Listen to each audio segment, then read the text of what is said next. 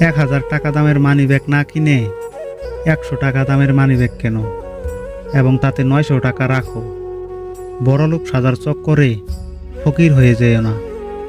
মন আর আলমারিকে সময় মতো পরিষ্কার করবেন, নয়তো আলমারিতে জিনিসপত্র আর মনে দুশ্চিন্তা ভরে যাবে।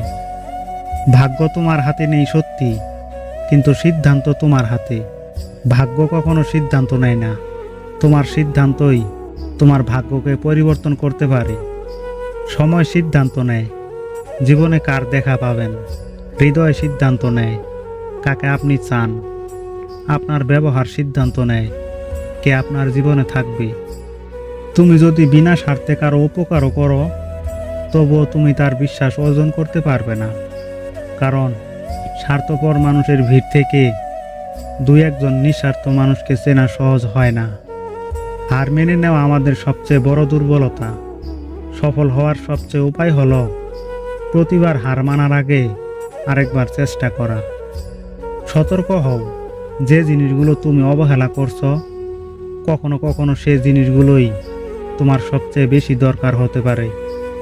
পাশে থাকবে বলে আজ একলা করে গেলি তুই, স্মৃতিতেই শুধু রয়ে গেলি, সঙ্গী হয়ে থাকলি গই।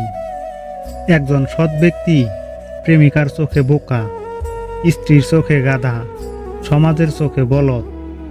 একজন অসৎ ব্যক্তি প্রেমিকার চোখে বুদ্ধিমান, স্ত্রীর চোখে সিংহ, সমাজের চোখে সম্মানিত ব্যক্তি। এটাই যে এখন আমাদের সমাজের বাস্তবতা। স্ত্রী যদি বদমেজাজি হয়, তাহলে এই 2টি কাজ করুন। নাম্বার 1, তার রাগের সময় চুপ থাকুন। নাম্বার 2, রাগ থেমে গেলে তাকে ছেড়ে যাওয়ার ভয় দেখান। দেখবেন একটা সময়ের পর নিজেকে সংযত করতে শিখে গেছে। কারো সাথে স্বার্থপরের মতো আচরণ করবে না।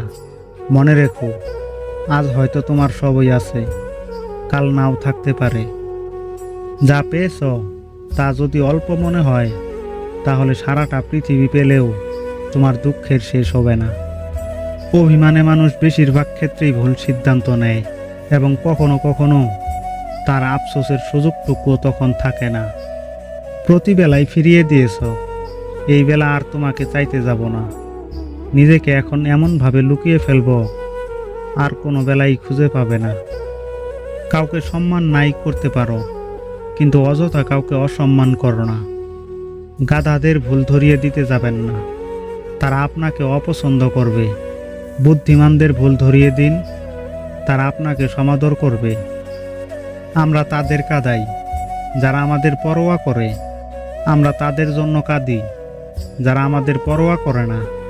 আমরা তাদের জন্য ভাবি যারা আমাদের কথা মোটেও ভাবে না। শ্বশুর বাড়িতে একটি মেয়ে তখনই নীরবে চোখের জল ফেলে যখন তার স্বামী তাকে সবচেয়ে বেশি অবহেলা করে। জীবনে আঘাত পাওয়া মানেই হেরে যাওয়া নয়, কিংবা জীবনটাকে বৃথা ভাবাটা উচিত নয়। কেননা প্রকৃত জীবন তো শুরু হয় তখনই, আঘাত পাওয়ার পরবর্তী সময়টাতে। যে হারায় কেবল সেই একমাত্র বোঝে হারানোর যন্ত্রণাটা কত তীব্র। সেই জানে প্রিয়জনের শূন্যতা কতটা পোড়ায় ভিতরে ভিতরে। সে বুঝে বেঁচে থাকা গেলেও ভালো থাকা যায় না, ভুলে থাকা গেলেও ভুলে যাওয়া যায় না। খুশিটা যদি টাকাতেই থাকতো, তাহলে গরিব মানুষ কখনো হাসতো না। তুমি যদি গরিব হও, লোক তোমায় ইগনোর করবে। তুমি যদি কিছু করতে চাও, সব লোক হাসবে। আর তুমি যদি সফল হয়ে যাও, সব লোক হিংসায় জ্বলবে। একজন নারী ধ্বংসের মূল 3টি কারণ। নাম্বার 1, যে নারী স্বামীর সাথে জেদ করে। নাম্বার 2, যে নারী স্বামীর মুখে মুখে তর্ক করে। নাম্বার 3, যে নারী মা বোনের কুপরামর্শে স্বামীর বাড়িতে অশান্তি সৃষ্টি করে। দুঃখ হয়তো এক সময় কাটিয়ে ওঠা যায়, কিন্তু শূন্যতা কখনো কাটিয়ে ওঠা যায় না।